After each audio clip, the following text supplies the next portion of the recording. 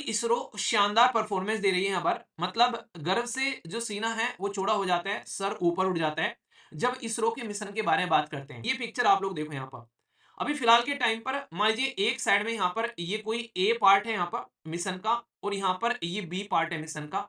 और ये कहाँ पर आप लोगों को दिख रहे हैं, ये यहाँ पर नीचे आप लोग देखोगे पृथ्वी है। ये रॉकेट है PSLV-C60, इसका नाम है, आप लोग याद रखिएगा। डायरेक्ट क्वेश्चन आप लोगों से पूछा जा सकता है। तो इसके लिए इंडियन स्पेस स्टेशन के लिए हम लोग यहाँ पर फ्यूचर मिशन के लिए तैयार हो रहे हैं यहाँ पर।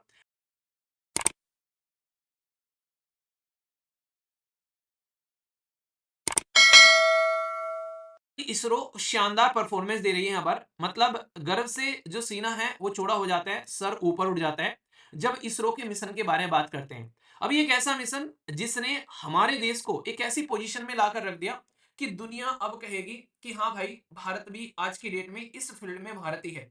मतलब ऐसा नहीं कि और दूसरे फील्ड में तो हम लोग भारत ही थे ही। अब तक आप लोगों ने देखा कि हम लोग अलग लेवल पर जाने जाते हैं। इसरो का मिशन देख लो आप लोग, चंद्रयान मिशन देख लो, मंगल मिशन देख लो आप लोग यहाँ पर। तो ये चीजें आज की डेट में आप लोग यहाँ पर देख सकते हैं। अभी इसरो ने ऐसा क्या कमाल कर दिया कि इतनी बातें हो रही हैं यार। कुछ तो ऐसा किया होगा ना कि भाई साहब ये देख रहे हैं कि ऐसा क्या हो गया कि भाई इसरो इसरो हो रहा है चारों तरफ। तो मैं पहले तो इस पर्टिकुलर मिशन के बारे में आप लोगों को समझाता हूँ। SPADX ये पूरे मिशन का नाम है, ये नाम आप लोग याद रखिएगा। इसमें पूरा मुद्दा क्या है और ये क्या है, बेसिकली डोकिंग टेक्नोलॉजी जिसके बारे में बात की जा रही है। क्योंकि यहां पर भी आप लोग देखिए बात की जा रही है डोकिंग मिशन। तो इसरो का ये डोकिंग मिशन क्या है यहाँ पर, इसका क्या फायदा होने वाला है, क्यों इसको इतना ज्यादा हम लोग डिस्कस कर रहे हैं यहाँ पर। तो पूरी चीज आप लोग ध्यान से सुनिएगा, बड़े ही आसान शब्दों में एक एक पॉइंट आप लोग की समझ में आने वाला है यहाँ पर। ठीक है, तो ये चीज आप लोग यहाँ पर समझिएगा एक मिनट के लिए। ठीक है, इसको ध्यान से सुनिए एक बार, क्योंकि इंपॉर्टेंट क्वेश्चन है। थोड़ा सा यार ध्यान से सुन लीजिए, फिर इसके बारे में और भी डिटेल में मैं बातें करूंगा। यहाँ पर अभी आप लोग इस तरीके से समझो, मैं एक पिक्चर में आप लोगों को दिखाता हूँ। ये पिक्चर आप लोग देखो यहाँ पर। अभी फिलहाल के टाइम पर मान लीजिए एक साइड में यहाँ पर ये कोई ए पार्ट है यहाँ पर मिशन का, और यहाँ पर ये बी पार्ट है मिशन का। और ये कहाँ पर आप लोगों को दिख रहा है, ये यहाँ पर नीचे आप लोग देखोगे पृथ्वी है, और ये स्पेस में आप लोगों को दिख रहा है। तो इसरो का ये मिशन क्या है कि हम लोग पार्ट जो है वो स्पेस में ले जाकर छोड़ेंगे इस तरीके से, और फिर स्पेस में ही इन दोनों को एक दूसरे के साथ में कनेक्ट कर देंगे। मतलब इन दोनों को एक दूसरे के साथ में जोड़ देंगे। तो दो सैटेलाइट स्पेस में छोड़े और फिर उनको ले जाकर जोड़ देना, इसको बोलते हैं डोकिंग टेक्नोलॉजी या फिर डोकिंग मिशन। यहाँ पर रीजन क्या है, ये जोड़ने में दिक्कत क्या आएगी, क्योंकि आप लोग को पिक्चर में ही रुके हुए दिख रहे होंगे, पर लेकिन जो यहाँ पर उस टाइम पर ये घूमेंगे जिस ऑर्बिट में इनको छोड़ा गया है, उनकी जो आप लोग को स्पीड देखने को मिलेगी, ये लगभग आप लोगों को देखने को मिलेगा 28,800 किलोमीटर पर आवर के हिसाब से यहाँ पर ये स्पीड में घूम रहे होंगे यहाँ पर। ठीक है, तो यहाँ पर अगर आप लोगों को इनको जोड़ना है तो सोचो, घूमते हुए दोनों एक ही स्पीड पे घूम रहे हैं पूरी स्पीड में, और इनको दोनों को आप लोगों को कनेक्ट करना है। तो यहाँ पर ये इसरो ने अचीवमेंट यहाँ पर बेसिकली इसके लिए मिशन यहाँ पर इसरो के द्वारा छोड़ा गया है यहाँ पर। तो यानी कि एक है, इसको बोला गया चेजर, जो कि चेज करने वाला है। ठीक है, और दूसरे वाला है टारगेट, जिसमें जाकर इसको बेसिकली मिलाना है। तो यहाँ पर चेजर जो है वो टारगेट की ओर जाएगा और इसमें फिक्स हो जाएगा, और फिर जुड़ने के बाद में ये पूरा एक कंप्लीट इंस्ट्रूमेंट बन जाएगा। ये आप लोगों को देखने को मिलेगा। इसी को बोला गया है डोकिंग टेक्नोलॉजी। भाई इतना रजनीकांत वाले चमत्कार क्यों कर रहे हैं, इतना ऊपर जाकर दिमाग खराब क्यों कर रहे हैं। धरती पर रखो, दोनों को जोड़ लो, और जोड़ने के बाद में फिर स्पेस में छोड़ दो। आखिर ऐसा क्यों कर रहे हैं कि भाई साहब ऊपर स्पेस में लाकर आप लोग इनको जोड़ रहे हो यहाँ पर। क्यों क्यों फालतू में दिमाग खराब कर रहे हैं, क्यों घुमाकर अपना कान पकड़ रहे हैं, सीधा सीधा पकड़ लो अपना। तो यहाँ पर इसके पीछे का पर्पज है आने वाले टाइम पर हमारे मिशन। अभी ये छोटा आप लोगों को पार्ट देखने को मिल रहा है, पर लेकिन हमको अपना खुद का इंटरनेशनल स्पेस स्टेशन जो आज की डेट में आप लोगों को देखने को मिलता है, फुटबॉल जैसे ग्राउंड का स्पेस के अंदर में एक इतना बड़ा प्रोजेक्ट है जिसकी कुछ हद नहीं है। और वो यहाँ पर आज की डेट में स्पेस में तैर रहा है। धरती पर इंसानों के द्वारा आज तक का सबसे महंगा कोई इंस्ट्रूमेंट अगर बनाया गया है तो वो ये है जो स्पेस में है। इसमें आप लोगों को देखने को मिलता है रसिया, जो बेसिकली यूएसए, यूके, इनके सबके द्वारा मिलकर ये स्पेस स्टेशन बनाया गया था। तो ये स्पेस स्टेशन ऐसे ही बनाया जाता है कि भाई एक साथ में इतना बड़ा प्रोजेक्ट ऊपर आसमान में आप लोग नहीं ले जा सकते। पूरा एक स्टेडियम जितना बड़ा प्रोजेक्ट आप लोग आसमान में कैसे ले जाओगे। तो धरती पे से छोटे छोटे ऐसे इंस्ट्रूमेंट छोड़े जाएंगे और इनको ऊपर जाकर जोड़ लिया जाएगा, और फिर ये पूरा का पूरा प्रोजेक्ट जाकर तैयार हो जाएगा। ऐसे आप लोग बोल सकते हैं, एक तरीके का जैसे नहीं कंप्यूटर असेंबल करवाते हैं आप लोग, तो ये इस तरीके से असेंबल हो जाएगा अलग अलग पार्ट स्पेस में जाकर। इस तरीके से आप लोग यहाँ पर इसको बोल सकते हो। तो ये सिस्टम जो यहाँ पर असेंबल होगा, तो इसको लेकर हम लोग बोल रहे हैं कि ये सिस्टम हम लोग इस्तेमाल कर रहे हैं हमारे देश के द्वारा। ये पर्टिकुलर किससे छोड़ा गया ये सिस्टम? ये रॉकेट है PSLV C60, इसका नाम है, आप लोग याद रखिएगा। डायरेक्ट क्वेश्चन आप लोगों से पूछा जा सकता है। साथ ही साथ में कहां से लॉन्च किया गया यहाँ पर? तो ये साइट है सतीश धवन स्पेस सेंटर। ये कहां पर है? श्रीहरिकोटा। श्रीहरिकोटा कहां पर है जरा बताइए, देखता हूं कौन बताता है। टाइम क्या था यहाँ पर इसका? ये था 10 बजे, जो इंडियन स्टैंडर्ड टाइम है यहाँ पर। तो ये 10 बजे था यहाँ पर, द इंडियन स्टैंडर्ड टाइम। ये आप लोग समझ रहे होंगे, ज्योग्राफी में टॉपिक पढ़ा होगा आप लोगों ने। साथ ही साथ में सैटेलाइट एक बोला मैंने, चेजर, जो कि चेज करने वाला है, पीछे जाएगा। इसका नाम है SDX-01। दूसरा यहाँ पर टारगेट, जिसमें जाकर ये मिलेगा, इसका नाम है SDX-02।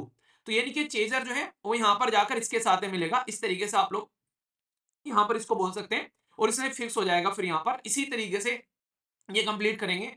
दोनों सैटेलाइट जो हैं वो यहाँ पर एक सर्कुलर ऑर्बिट में देखने को मिलेंगे, जो कि लगभग 475 किलोमीटर, जो आप लोग यहाँ पर देख सकते हैं। ये आप लोगों को यहाँ पर इसका जो ड्यूरेशन, ये आप लोगों को यहाँ पर डिस्टेंस है, ठीक है। तो ये आप लोगों को यहाँ पर इसके बारे में समझना है।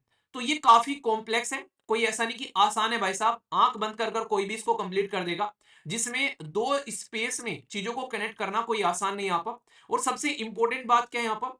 कोई इंसान इसमें यूज नहीं किया जाएगा। मतलब इसको डॉकिंग करने के लिए यहाँ पर प्रॉपर एल्गोरिदम और कंट्रोल सिस्टम यहाँ पर काम करेगा। इसमें ह्यूमन इंटरफेरेंस आप लोगों को नहीं देखने को मिलेगा, क्योंकि इंसान तो ऐसा भाई, उसका हाथ हिल गया, उसको नींद आ गई, ठीक है, मतलब कुछ भी इस तरीके से चीजें हो सकती हैं। तो ह्यूमन एरर जो है उसकी पॉसिबिलिटी यहाँ पर बिल्कुल जीरो कर दी जाती है, क्योंकि मशीनों के थ्रू काम किया जाएगा। तो सिस्टमेटिक वे में चीजें आप लोगों को यहाँ पर देखने को मिलेगी, ठीक है। सबसे बड़ी बात क्या है? डॉकिंग करना। ये एक सोफिस्टिकेटेड नेविगेशन कंट्रोल सिस्टम है, कि स्पेस में घूमती हुई चीजों को कनेक्ट करना। भाई दो चीजें रखी हैं, आप लोगों को बोल दो कि दो चीजों को जोड़ दो, आप लोग जोड़ दोगे इमीडिएटली। मतलब सोच के देखो, एक आप लोग ऐसे सोचो कि स्पेस में आप लोग घूम रहे हो पूरी स्पीड के साथ में, एक दरवाजा है, उस दरवाजे में एक ताला लगा हुआ है, ठीक है, और उस ताले की चाबी आप लोगों के हाथ में है। अब ये ताला जो है, इस ताले को आप लोगों को खोलना है चाबी से, और गेट भी घूम रहा है और आप लोग भी घूम रहे हो। तो सोच के देखो, एक छोटे से ताले में एक चाबी तक नहीं लगा पाओगे आप लोग यहाँ पर। तो यहाँ पर पूरा का पूरा सिस्टम ये कनेक्ट कर रहे हैं, और इस तरीके से कनेक्ट करने हैं ताकि इनके बीच में ऐसा कनेक्शन हो कि एक प्रॉपर कम्युनिकेशन भी बना रहे, ताकि पृथ्वी पे से इनको कंट्रोल किया जा सके। क्योंकि ये जुड़ने के बाद में ये कोई अकेला नहीं जुड़ेगा। यहाँ पर देखो, इसके साथ में ये जुड़ेगा यहाँ पर, फिर इसके साथ भी ऐसा ही है, इसके साथ में कोई दूसरा जुड़ेगा आकर। तो ऐसे बहुत सारे इंस्ट्रूमेंट स्पेस में भेजे जाएंगे, और इनको सबको एक दूसरे के साथ में कनेक्ट कर कर एक पूरी डिवाइस बनाई जाएगी। ऐसा बोलूं मैं, ये सोचो कि धरती पे से एक एक ईंट भेज रहे हैं स्पेस में रॉकेट से, और उन ईंटों को रख रख कर एक पूरा मकान बनाना है ऊपर रहने के लिए, जिसमें हमारे साइंटिस्ट रहेंगे, और वो आगे चलकर कई सारे प्रोजेक्ट्स पर काम करेंगे। तो ये जो साइंटिस्ट यहाँ पर जाने वाले हैं, यहाँ पर स्पेस मिशन जो हम लोग तैयार करेंगे इंटरनेशनल स्पेस स्टेशन जैसा, तो उसके लिए यहाँ पर ये सारी की सारी चीजें आप लोगों को देखने को मिल रही है। तो ये एक तरीके का बहुत ही बड़ा अचीवमेंट आप लोग हमारे देश की इसरो का बोल सकते हैं। इसलिए इसके बारे में इतनी ज्यादा तारीफ यहाँ पर इसरो की हो रही है, क्योंकि दुनिया में यहाँ पर ये इस तरीके के अचीव करने वाले कुछ गिने चुने उंगलियों पर देश देखने को मिलेंगे, जैसे यूएसए हो गया, रसिया हो गया। तो इस तरीके के देशों के पास में आप लोगों को टेक्नोलॉजी देखने को मिलेगी। तो हमारे देश के द्वारा ये एक शानदार तरीके का मिशन आप लोग यहाँ पर बोल सकते हो। इसलिए मैंने आप लोगों को बोला, तो यहाँ पर इसके बारे में क्वेश्चन बनने के चांसेस आप लोगों से हो सकते हैं, तो ये चीज ध्यान रखना। मैंने बताया कि स्ट्रेटजी काफी इंपॉर्टेंस है, क्योंकि एक एडवांस स्पेस का मिशन है यहाँ पर। भाई ये कोई ऐसा है कि कोई एक बहुत ही मंझा हुआ खिलाड़ी ऐसे काम कर सकता है? कोई नो सीखा होगा ना, तो वो सर फोड़ के बैठ जाएगा जरा सी देर में यहाँ पर, ठीक है। तो यहाँ पर इससे हमारे आने वाले जो मिशन है, खासकर lunar mission, long term space जो हैबिटेशन प्रोग्राम है, कि वहां पर जाकर रहने लायक स्पेस स्टेशन बनाना है। तो इसके लिए इंडियन स्पेस स्टेशन के लिए हम लोग यहाँ पर फ्यूचर मिशन के लिए तैयार हो रहे हैं यहाँ पर, ठीक है। इसी के साथ में गगनयान मिशन, या फिर यहाँ पर और ज्यादा चांद को एक्सप्लोर करने के लिए मिशन भेजने हैं, उसके लिए तैयार हो रहे हैं। तो ये ग्लोबल लेवल पर भी भारत को रिकॉग्नाइज किया जा रहा है, अगर इस तरीके के प्रोजेक्ट हम लोग लॉन्च करें। क्योंकि सोच के देखो, भारत का इसरो, सबसे बड़ी बात तो आप लोग इसरो को ये समझो, जो पर्सनली मुझे अच्छी लगती है, कि हमारी इसरो को इतना पैसा नहीं दिया जाता है जितना पैसा आज की डेट में दूसरी जो एजेंसीज हैं उनको दिया जाता है। तो भाई साहब, इतने लिमिटेड रिसोर्सेज में ये बिल्कुल ऐसे ही है कि घर से आप लोगों को पैसे मिल नहीं रहे हैं, बहुत ही कम पैसे मिल रहे हैं, उसके बाद भी आप लोग फर्स्ट रैंक लेकर आ गए भाई साहब। तो ये रोला मचाएगी कि नहीं मचाएगी, शोर मचेगा कि नहीं मचेगा दुनिया में, तो ये समझो आप लोग। तो भारतीय अंतरिक्ष स्टेशन, जिसको BS बोला गया है, उसकी ओर ये कदम बढ़ा दिया है इसरो ने यहाँ पर, इसको सिस्टमेटिक वे में लॉन्च कर कर। तो ये चीजें आप लोग यहाँ पर समझ सकते हैं। पहला देश कौन सा था जिसने इस तरीके की डॉकिंग की थी, और हम लोग आज की डेट में डॉकिंग कर रहे हैं। तो दुनिया में भारत जो है वो फोर्थ कंट्री फिलहाल बन गया है ऐसा काम करने वाला। और सबसे पहला जो यहाँ पर देश था, आज की डेट में तो आप लोग रसिया बोलते हो, इस टाइम पर इसको सोवियत यूनियन बोला करते थे। सोवियत यूनियन में 1967 में ये काम कर दिया था। ये देखो आप लोग यहाँ पर, concept docking was first achieved by the Soviet Union 1968। ठीक है, जो इन्होंने यहाँ पर कोसमोस, यहाँ पर इन्होंने जो डोकिंग की थी, इनका नाम भी आप लोग याद रखना, क्योंकि पहला पहला प्यार जो है वो हमेशा क्वेश्चन पूछे जाते हैं उसके बारे में।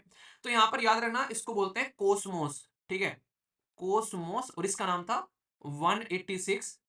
ठीक है, और दूसरा था कोसमोस 188। एक का गैप है क्योंकि स्टेटमेंट में दे देगा वन, स्टेटमेंट में बोल देगा कि 187 और 188 या 185 या 180, ऐसा नहीं।